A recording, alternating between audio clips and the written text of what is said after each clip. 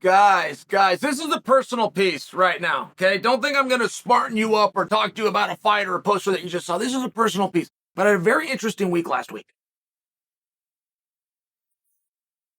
Do you guys know RFK? Does that name ring a bell? Because RFK, who's announced that he's running in a primary on the Democratic ticket, goes on the Joe Rogan program.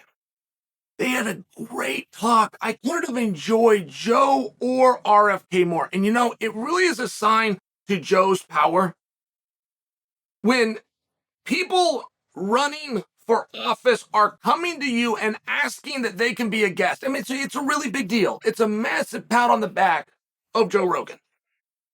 And I publicly, through Twitter, reached out to RFK and his team. And I explained to them, right? I've only got 160 characters, but I explained to them. RFK, by the way, is feeling slighted by the Democratic Party because they're not going to hold a debate. They're not going to allow him to debate, which in this case is President Biden or anybody else. They're just, as a party, not going to do primary debates. And RFK thought that he was slighted. This was a massive wing of his campaign strategy, is to get on the stage and make the points and make the case to the voters. Massive. So when they say he's not even given the opportunity, it was a big deal. And I let RFK know. I said, call me. As much as you're running to change strategies, as much as you're running and telling people you're going to enforce our system, what we really need to know that our president has the ability to do is manipulate the system that's already in place. That's what we need to know. And if you don't know how to get a debate, if you don't know how to make that happen, you can't do that role. And they were dumbfounded. And I did hear from his campaign team, and they were dumbfounded. Chael, how can you say that? Are you not paying attention? They're refusing to do a debate. They're refusing to hold it. Maybe. That might be how you see it. But I was alive during the Attitude Era. And it was a massive debate. It was a public knockdown, drag-out fight. And it got dirty. Between billion-dollar companies, and only one was left standing. And it was Vince McMahon versus Ted Turner. It was WCW versus WWE. And Eric Bischoff, when he was at the head of WCW, which every Monday had a record-setting program, Eric came out and he announced a pay-per-view which was going to be headlined by himself, Eric Bischoff, versus Vince McMahon. They promised it. They advertised it. They put the money behind it. They faced cease and desist from lawyers and legal teams representing Vince that says you're falsely promising the audience something you can't deliver on. You're telling the world that you're going to have a main event and you're not, and you know that you're not. Because we've told you no, we haven't signed a contract, you have no basis to do this, and here's what the punishment is going to be. And WCW said, we're aware and we're going to pay the fine. By the way, you keep threatening to put somebody in handcuffs and send them to jail for this. Here's where I'll be. Bring your handcuffs. It was a very interesting thing. And wouldn't you know it, they never backed down. I'm talking about WCW. They actually held the event. They held the event that was for free because they didn't have to pay the other side. Now, they didn't pay the other side because they didn't have the other side.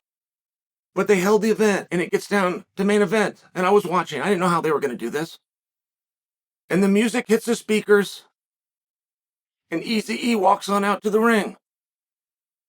And then the music hits the speakers, and Vince doesn't show up, and they kept putting a camera on it. And there's Bischoff's in the ring, and he's doing the chicken dance, and Vince never comes out. And they took up about 38 minutes of TV time. In a 3-hour pay-per-view window, they took up just shy of 40 minutes on a main event match that they didn't have. And now I wake up today, I go to bed last night with Zuckerberg having hired Mikey Musamili, one championship grappling ace, number one grappler in the world, and Zuckerberg has hired him. This is last night. I wake up this morning to Elon Musk, who, to our knowledge, has never enlisted or enrolled in any kind of combat class. Elon Musk challenged Zuckerberg. And it was awesome.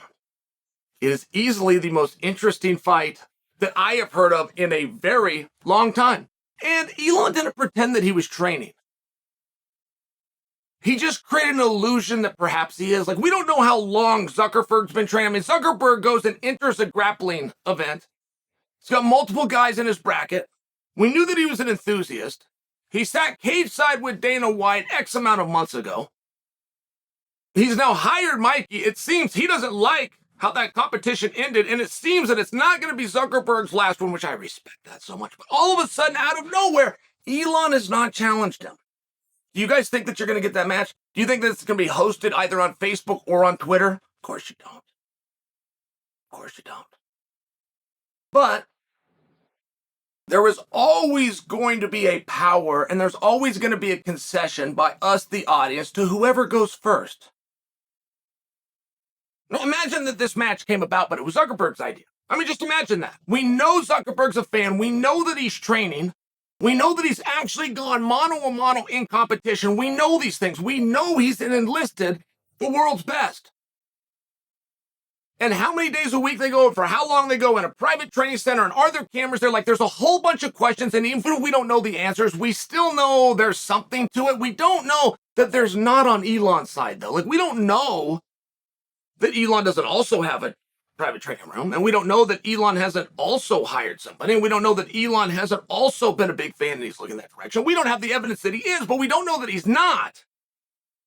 And if Zuckerberg, who does have all of those things, calls out Elon, it's very different. He can look around and go, hey, what are you doing? That's not what he does. Go challenge somebody your own size. It'd be one of those situations, but it's not that way. Elon challenged him. Now we all have to sit and wonder, we got to start sizing them up. Well, how old is each one of these guys? And what do you think Elon weighs? And how tall is Zuckerberg? Do you think that he meant MMA, or do you mean like grappling rules? Or, right, we start to speculate. We start to wonder. And now you have an effectiveness. RFK goes on to Joe Rogan's program, which is said to be the largest in the world. And he goes out there and, like a wimpy victim, says that he can't get a debate because the rules are stacked against him. Whereas he could have gone on the Joe Rogan program and he could have said, here's the time and here's the debate. It's already been agreed to. He could have began to manipulate the system. He could have forced Joe Biden, who's never spoke that RFK even exists. He's never acknowledged his existence. Could have put him on the ropes. You could have forced the debate. You could have got what you wanted. The same way as Eric Bischoff got to announce he was taking on Vince McMahon. He got to go to carriers with that. He got to go to commercials with that. He got to print that on tickets. Bischoff versus McMahon. He got to put that in a marquee. He got a really great night of business. So we don't expect you to fix the system. We don't expect you to change the system. We're going to put somebody in that knows how to manipulate the system.